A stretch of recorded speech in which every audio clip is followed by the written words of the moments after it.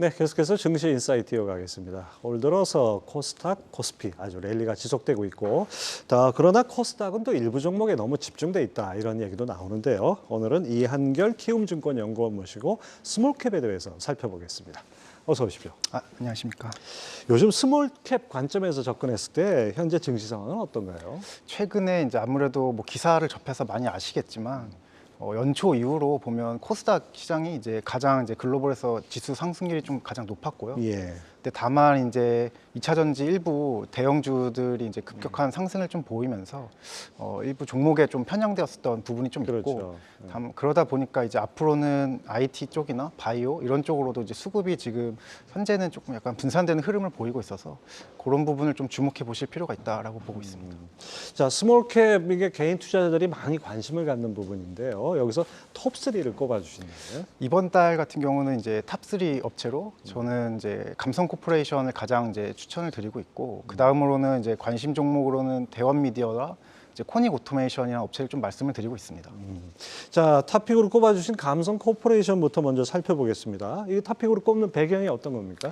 우선은 1분기 실적이 굉장히 좀 좋을 걸로 보고 있고요. 이제 연초에 목표했던 바를 지금 좀 초과 달성할 것으로 좀 기대가 되고 있습니다. 그래서 올해 1월, 2월, 3월까지 이제 월 판매 데이터가 지금 거의 다 2배씩 성장을 하고 있고, 이제 연초에 계획했던 거는 이제 YOY를 한 60% 정도대 성장이었는데, 예. 지금 흐름이 좀 유지가 된다면 목표에 대한 초과 달성에 대한 기대감도 충분히 좀 생길 수가 있기 때문에 여기에서 더 업사이드가 나올 수 있는 여지가 충분히 크다라고 보고 있고요. 감성 코퍼레이션을 간단하게 설명을 드리면 2020년부터 이제 스노우피크라는 이제 일본의 하이엔드급 캠핑 장비 브랜드가 있습니다. 그래서 거기서 라이센스를 따와서 20년도부터 이제 새롭게 의류 사업을 런칭을 했고, 런칭 이후로 좀 가파르게 성장을 하고 있습니다. 20년도에 매출액이 55억 정도였는데 작년에 이제 970억 정도 나왔고요. 아니, 55억에서 970억이 네, 갑니까? 3년 만에 좀 가파르게 성장을 한 그런 업체이고, 올해도 이 매장 수가 좀 늘어나는 환경과 또 점포당 매출액도 이제 계속 증가를 하는 추세여서 이 P와 Q가 모두 증가하는 구간이라고 봐주시면 될 것 같고요.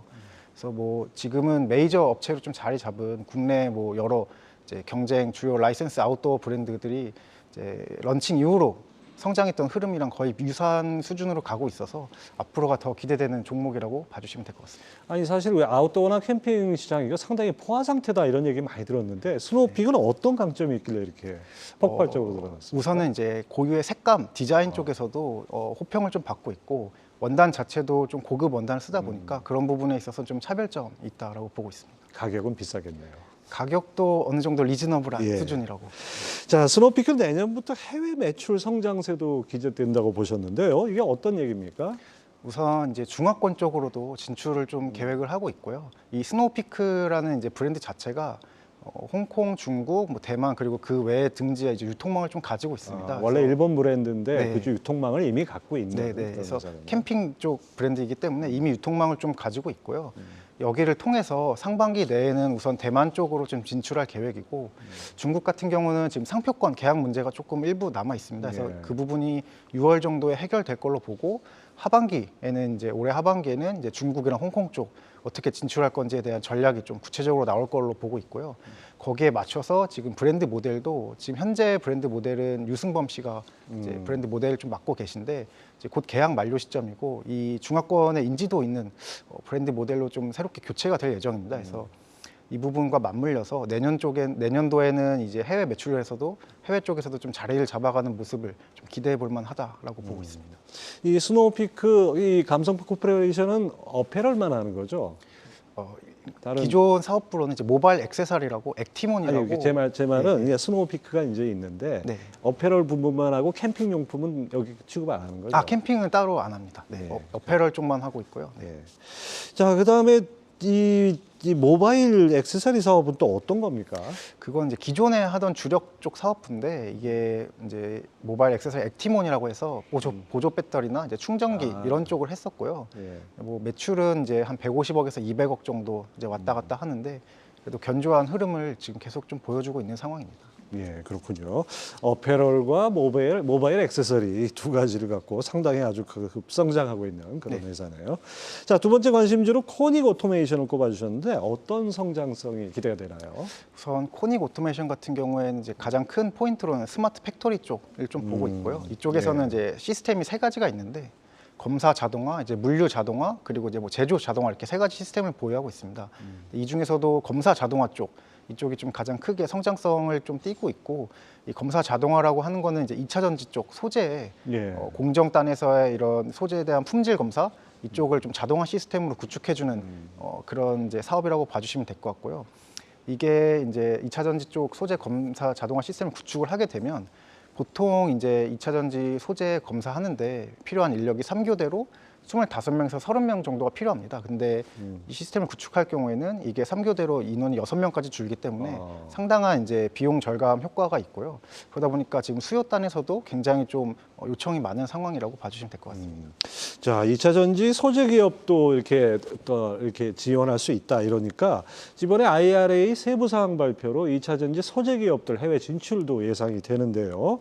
추가적으로 이 회사 성장성 기대해도 될까요? 추가적으로 기대할 부분이 더 크다라고 보고 있고요. 이 검사 자동화 시스템 같은 경우는 이제 뭐 액체나 뭐 분말 이런 쪽을 다루는 데 특화되어 있기 때문에 지금은 주요 고객사로 이제 양극재 업체들과 좀 계약을 맺고 있는데 향후에는 이제 음극재나 뭐 전구체 이런 전해액 이런 부분까지 2차 전지 소재에 이제 전반적인 모든 소재에 걸쳐서 다양한 수주처를 좀 확대할 수 있는 영역으로 좀 진출할 수 있다라고 보고 있어서 앞으로가 더 기대가 되는 업체라고 봐주시면 될 것 같습니다. 이 보니까 코닉 오토메이션이 2차 전지뿐 아니라 바이오와 소재, 식품 등 다양한 분야로 사업 다각화를 한다는데 이게 연관성이 없는 것 같아요. 네, 그게 이제 어떻게 보면 연관성이 없는데 이게 바이오 쪽도 이제 공정이나 이런 쪽에 단에서 보면 이제 액체나 분말 이런 부분을 좀 다루기 때문에 거기에 있어서의 이런 검사라든지 이런 자동화, 부분에 충분히 이 자동화 수요가 영역이 있다는 있을 수 거예요. 있다라고 보고 있어서 네, 그쪽으로도 좀 지금 영업을 좀 많이 확대해 나가고 있는 상황이라고 봐주시면 근데 주가의 긍정적인 모멘텀은 될 수 있겠네요. 네, 충분히 이 바이오 쪽 분야도 굉장히 넓은 이제 사업 분야이기 때문에 주가에도 긍정적인 모멘텀으로 좀 작용할 수 있다라고 보고 있습니다. 자, 세 번째 관심주로 대원 미디어를 꼽아주셨는데 대원 미디어 하면 슬램덩크 아닙니까? 맞습니다. 이것 때문인가요? 그게 이제 어느 정도 기여는 했다라고 보고 있거든요. 네. 그 리포트를 통해서 뭐 여러 가지 얘기를 하셨는데 이 슬램덩크 만화책 판매량이 뭐 100만 부 넘었다 이런 기사도 나오고 그랬잖아요. 맞습니다. 그다음에 또 이 영화 스즈메의 문단속이 또 올 들어서 흥행 1위고 뭐 네, 이런 것들이 상당히 요인이 되는데 뭐 전체적인 매출이 작년 대비 어떻게 크게 늘어날 여지가 있는 거죠? 전체적인 매출 자체는 이게 사실 매출 비중은 이제 닌텐도 스위치 쪽 유통 비중이 가장 크기 때문에 예. 그 부분이 좀 감소하는 흐름이어서 전체적인 매출은 좀 감소하지만 이익 구간에서는 사실 이 닌텐도 스위치 쪽은 마진단이 이제 로우 싱글이어서 그게 크게 이익단에서 기여를 하진 못합니다. 그래서 이 부분이 매출이 좀 줄어들어도 지금 충분히 고수익성의 이제 IP 라이센스 쪽이나 또 이제 유의한 카드 쪽을 취급하는 이제 TCG 사업부 같은 이제 사업부들의 성장성이 계속 이제 20-30%씩 나오면서 이쪽에서 영업이익단에서는 기여를 많이 하기 때문에 이익 개선세는 좀 지속될 거로 보고 있고요. 올해가 이제 1분기 같은 경우에 좀 실적이 좀 괜찮을 거라고 보고 있는데 이게 관심 종목으로 말씀드렸던 이유는 결국 슬램덩크나 스즈메의 문단속 같은 이런 애니메이션 영화들이 흥행을 하면서 거기에 대한 반사 수혜가 이번 1분기가 좀 기대가 되는 상황입니다. 그래서 예. 대원 미디어의 자회사로 이제 대원 CI라는 업체가 있는데 이 업체 같은 경우는 이제 출판과 웹툰 쪽을 예. 좀 담당하고 있고요. 그래서 슬램덩크 만화책도 팔고 스즈메 문단속 이제 소장용 소설판도 판매를 하는데 예. 뭐 아시다시피 만화책도 지금 굉장히 좀 잘 팔리고 있고요. 올해 5월까지 한 250만 부 좀 예상을 하고 있습니다. 그래서 스즈메 문단속 소설판 같은 경우도 이제 예전에 그 산카이 마코토의 비슷한 작품이었던 너의 이름은 이라는 영화가 있었는데요. 예, 예. 그 영화도 흥행을 하면서 그때 당시에 이제 소설판이 좀 굉장히 좀 잘 팔렸어요. 한 30만 부 정도 팔렸고 이익단에서도 거의 이제 한 10억 원 가까이 좀 기여를 했기 때문에 이번에도 좀 비슷한 흐름을 이어가지 않을까라고 좀 기대를 하는 부분이 있습니다. 이 대원 미디어가 아니라 대원 CNI? 대원 CI라는 CI에서 이걸 하는 거군요.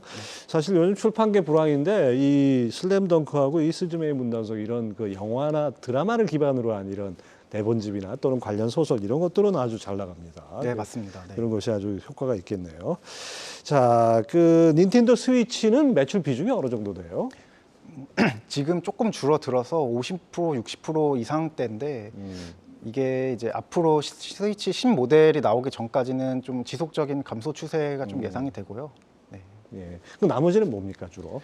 나머지는 이제 IP 라이센스 쪽, 이제 기존의 대원 미디어가 하던 이제 뭐 짱구라든지 이런 쪽을 이제 일본에서 받아와서 국내 브랜드랑 이제 막 콜라보, 예를 들면 뭐 저희 과자에 이렇게 짱구 이렇게 쓴다든지 뭐 그런 이제 경우가 있잖아요. 그래서 그런 콜라보 사업을 좀 전개를 하고 그 외로는 이제 뭐 TCG 카드라고 이제 유형 카드 쪽 예. 판매를 하고 있고 또 이제 애니메이션 방송 채널 운영하고 있고요. 그다음에 이제 대원 CI를 통해서는 이제 출판 그리고 이제 웹툰 쪽 사업도 좀 전개를 하고 있습니다. 예, 그렇군요. 자, 요즘 실적 시즌인데 상대적으로 좀 저평가된 스몰캡 기업을 하나 꼽아주신다면요? 이제 실적 대비해서 저평가된 업체라고 한다면 저는 이제 캔코아 에어로스페이스를 좀 말씀을 드리고 있고요.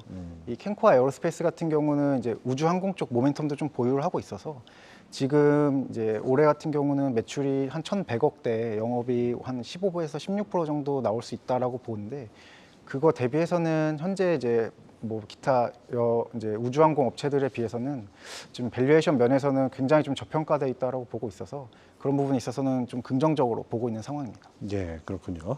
자, 상반기도 이제 뭐 절반이 지나갔고, 그 앞으로 이제 2분기, 3분기 이 스몰캡 투자 전략은 어떻게 가져가야 될까요? 아무래도 이제 지금 2차 전지가 연초에 급등했었던 이유로 이제 끌어왔던 이제 지수가 어느 정도 이제 수급이 분산되는 이제 변곡점을 예. 좀 맞이하고 있다라고 보고 그렇죠. 있고요. 예.